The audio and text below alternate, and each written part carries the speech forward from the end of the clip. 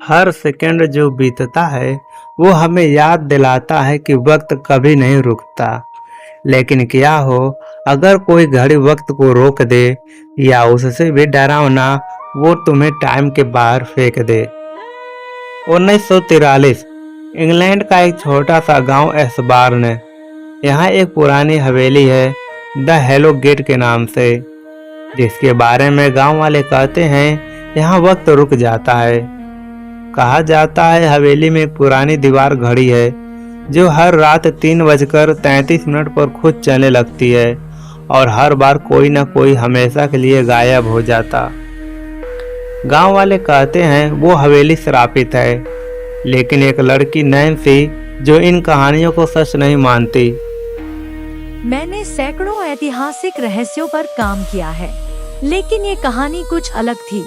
कहते हैं अगर तुम हॉलोगेट की घड़ी को छू लो तो वक्त तुम्हारे लिए रुक जाता है।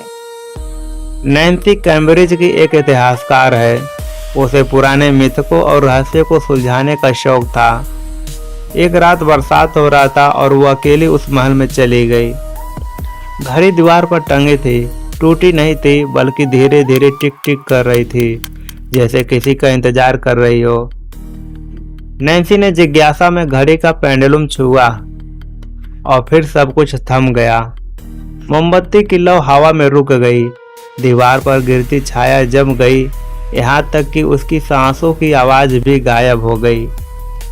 वो घड़ी अब भी चल रही थी लेकिन समय रुक गया था। उसे एहसास हुआ ये घड़ी सिर्फ समय नहीं बताता बल्कि वक्त को पकड़ लेता है। हवेली के अंदर उसे एक पुराना बेसमेंट मिला। वहाँ ढेर सारी पुराने मशीनें, नोटबुक और फोटो थी। सब कुछ धूल से भरा था सिवाय एक डायरी के। उस डायरी में लिखा था, मैंने वक्त को रोक दिया है ताकि मेरा बेटा जिंदा रह सके। वो डायरी एक साइंटिस्ट की थी जिसका नाम था डॉक्टर अल्बर्ट ग्रेसन। उसका बेटा एक बीमारी से मरने वाला था और उसने वक्त को रोकने की कोशिश की थी, लेकिन वक्त को रोकने की कीमत होती है किसी और की जिंदगी।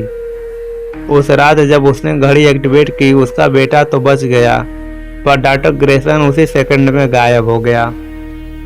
नैन्सी अब वह रहस्य में फंस चुकी थी। हर बार जब वो हवेली से बाहर निकलने की कोशिश करती वो फिर उसी कमरे में वापस आ जाती। मुझे बाहर निकलना है, ये वक्त बार बार क्यों दोहरा रहा है।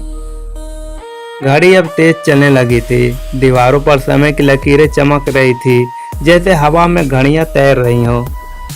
नैन्सी को समझ आ गया वो वक्त के कुंडली में फंस चुकी है। अब उसके पास दो रास्ते थे, या तो वो घड़ी तोड़ दे या हमेशा के लिए उस समय के चक्र में रह जाए। उसने कांपते हुए हाथों से घड़ी उठाई और जोर से जमीन पर दे मारी। चारों तरफ सन्नाटा, फिर धीरे धीरे सब कुछ चलने लगा। हवा हिली, मोमबत्ती बुझी और वक्त फिर से आगे बढ़ पाया। सुबह गांव वाले ने हवेली को देखा। दीवार पर वो घड़ी नहीं थी, सिर्फ दीवार पर एक निशान था जो किसी हाथ के आकार जैसा लग रहा था। और उसी दिन एक नई घड़ी शहर के एंटीक दुकान में मिली जो रात 3:33 पर खुद चलने लगी।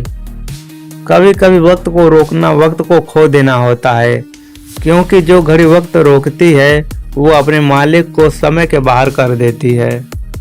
आपको ये कहानी पसंद आई हो तो अपने जवाब कमेंट में दें और इसी तरह और भी वीडियो देखने लिए हमारे चैनल के साथ जुड़े रहें। तो मिलते हैं आपसे अगले वीडियो में।